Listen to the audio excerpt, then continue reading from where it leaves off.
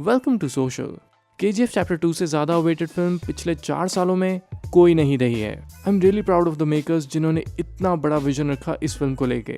But अगर मैं इसको एज अ रिव्यूअर की तरह देखूं तो मेरी सबसे पहली रिस्पॉन्सिबिलिटी है कि मैं इस फिल्म को एक मास फिल्म की तरह जज करूं और इस फिल्म की इंपॉर्टेंस समझूं आज के पैन इंडियन सिनेमा में। सो आज मैंने KGF देखी and I had an amazing experience. So इसी बात पे let me show you something. So, hello everyone, this is V for basically Vishal, so that's my name, Vishal. And you can call it my face reveal video. और मैं थोड़ा awkward हो सकता हूँ because I know a lot of people will be watching this and तो थोड़ा bear with my awkwardness. But I just felt like after watching KGF right now कि it's one thing which I need to tell you about and I need to interact with you guys. And मुझे लगता है कि KGF is the biggest mass pan India film क्योंकि if you realize it's a homegrown film, it's a Kannada industry का film जिसके बारे में ज़्यादा ऑडियंस को वैसे ही नहीं पता था पहले। And yeah, can you wait? So you have to realize कि how big the film has become because of the people. And so that is why I feel KGF is a more of a homegrown film rather than any Bahubali or RRR because उसमें तो already big names जुड़े हैं. And when KGF came, nobody knew Yash, nobody knew Prashant Neel. So that is why I feel मेरे लिए तो biggest pan India film आज से KGF ही है. And the chapter 2 is just amazing. So that is it from me. I hope you like my interaction. I'll be leaving an Instagram account link at the end, so please wait for the review to end. And I hope to see you again. I hope please support me. Thoda confidence आए. Alright, let's start the review.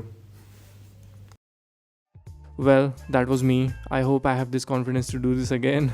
And I hope कि future में मैं reviews में दोबारा ये चीज़ कर पाऊँ. But anyway, let's start the review of KGF. सबसे पहले डिस्कस करते हैं फिल्म के strong points.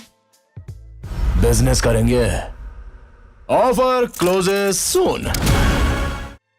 Strong point number 1, film direction. सबसे पहले जिसको तारीफ मिलनी चाहिए वो है डायरेक्टर प्रशांत नील। मैं आपको बता दूं कि KGF से पहले प्रशांत ने सिर्फ एक ही फिल्म बनाई थी एंड KGF उनकी सेकंड फिल्म है। कैन यू इमेजिन कि इतनी बड़ी फिल्म पुल ऑफ करना, वो भी कन्नड़ा इंडस्ट्री में जो इवेंचुअली KGF से पहले कितने लोग शायद जानते भी नहीं थे। And that is actually true क्योंकि इस फिल्म के बाद ही लोगों को कन्नड़ा इंडस्ट्री के बारे में ज्यादा अवेयरनेस मिली है। So for a new director making such a huge film जिसको पूरे इंडिया ने पसंद किया, ही डिजर्व्स ऑल द प्रेज। इसके अलावा सबसे जरूरी बात है कि पहली फिल्म के हिट होने के बाद उनका डायरेक्शन स्टाइल खराब नहीं हुआ है। KGF चैप्टर 2 में उनकी डायरेक्शन और भी टॉप नॉच और शार्प है।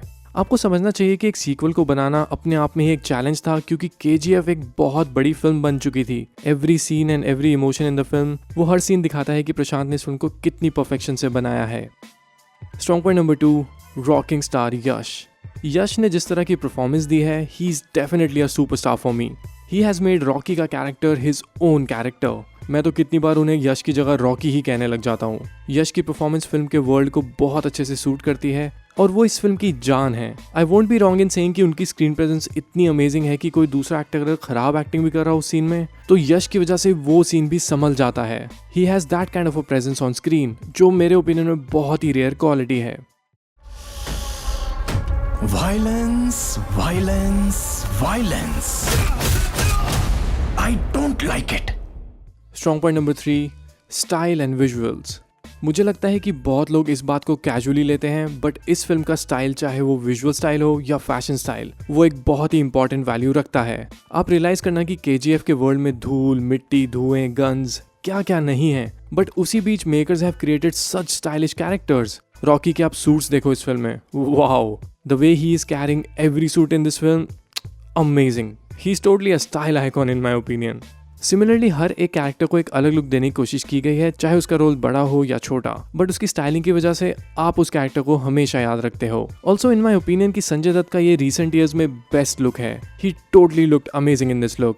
इन्हीं कैरेक्टर्स के स्टाइलिंग को देखते हुए फिल्म का विजुअल स्टाइल इसको बहुत कॉम्प्लीमेंट करता है। जैसे कि फिल्म की कलर टोन काफी ब्राउनिश और ग्रे है और उस कलर पैलेट के बीच ये सभी कैरेक्टर्स बिल्कुल स्टैंड आउट करते हैं। इसलिए आई फील कि इसके स्टाइलिश कैरेक्टर्स और इसका विजुअल स्टाइल KGF का एक बहुत बड़ा फैक्टर है। Strong point number 4, the philosophy behind the action. I don't even have to mention कि इस फिल्म का एक्शन कितना एंटरटेनिंग है। सी इट्स अ मासी फिल्म, सो इसमें वो थोड़े मासी एलिमेंट्स तो होंगे, बट जो चीज़ आपको नोटिस करनी चाहिए वो है कि किसी भी कैरेक्टर को कभी भी इतना सुप्रीम नहीं दिखाया जाता है कि वो मर ना सके। फॉर एग्जाम्पल आप RRR को याद करो, उसमें कैरेक्टर्स को इतना सुप्रीम दिखाया था कि ऐसे लगता था कि उनको तो कोई मार ही नहीं सकता है। वहीं KGF की बात करूँ तो चाहे हमारा मेन हीरो हो या विलन, एवरीवन गेट्स हर्ट। मेरे फेवरेट एक्शन सीन्स इस फिल्म में हैंड टू हैंड दिखाए गए कॉम्बैट एक्शन सीन्स हैं, स्पेशली जिसमें यश अपना हथौड़ा लेके आता है। आप उन सीन्स में एडिटिंग देखना, it's a master class in itself. Number 5 strong point, मासी डायलॉग्स। एक मास मूवी को हर 10-15 मिनट में जो चीज़ अपलिफ्ट करती है वो है उसके डायलॉग्स। मासी फिल्म्स में ज़्यादातर डायलॉग्स ओवर द टॉप होते हैं एंड यू फील कि चलो शायद कहने के लिए सिर्फ कह दिया। लाइक फॉर एग्जाम्पल दिस, हर गुनहगार को ऐसी मौत मारूंगा कि अगले जन्म में माँ की कोख से क्या बाप की तोप से भी निकलने से डरेगा। पर KGF के डायलॉग राइटर्स ने ये गलतियां नहीं की हैं। फिल्म के डायलॉग्स मासी हैं और कहीं ना कहीं ओवर द टॉप भी हैं, पर एट द सेम टाइम वो फिल्म के वर्ल्ड को पूरी तरह से सूट करते हैं। फिल्म के बेस्ट डायलॉग्स यश को मिले हैं और मेरा फेवरेट पार्ट वो है जब यश इंग्लिश में डायलॉग्स बोलने की कोशिश करता है। Violence likes me. I can't avoid. Strong point number 6. Yes, there is a strong point number 6 as well. Background music. इस फिल्म का बैकग्राउंड म्यूजिक इनसेन, तबाही, टोटल डेंजर। ये आपको खुद एक्सपीरियंस करना चाहिए थिएटर में। It's loud, it's on your face, but again ये KGF के वर्ल्ड को पूरी तरह सूट करता है। Kudos to the music director जिन्होंने एक नहीं बल्कि इतनी सारी BGMs हमें इस फिल्म में इंट्रोड्यूस की हैं।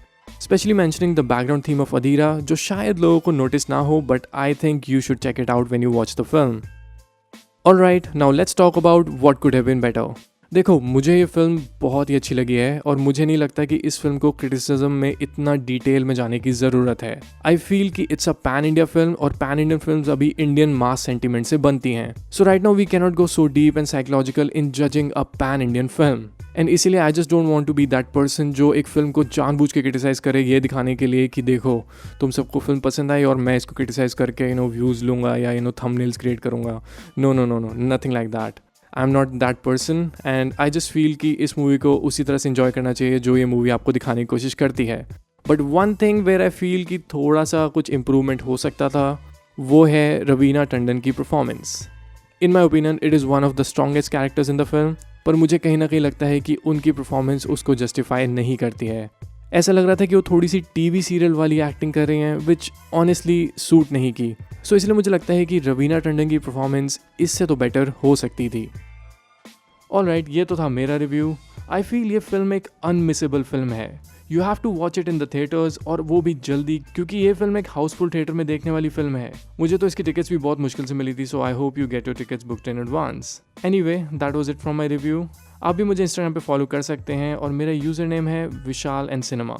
This is the new idea I have made और इससे पहले मैंने कभी किसी को ऐसे इंस्टाग्राम का लिंक वगैरह ऐसे शेयर नहीं किया है, सो आई एम थोड़ा सा awkward in that. So I hope कि आप में से कुछ लोग मुझे वहाँ फॉलो कर लें so I can interact with you guys sometimes and talk about random films and what not. Let's see how it goes. See, revealing yourself is a moment and obviously मैं बहुत नर्वस हूँ, so let's just see what happens. Alright, see you in the next review.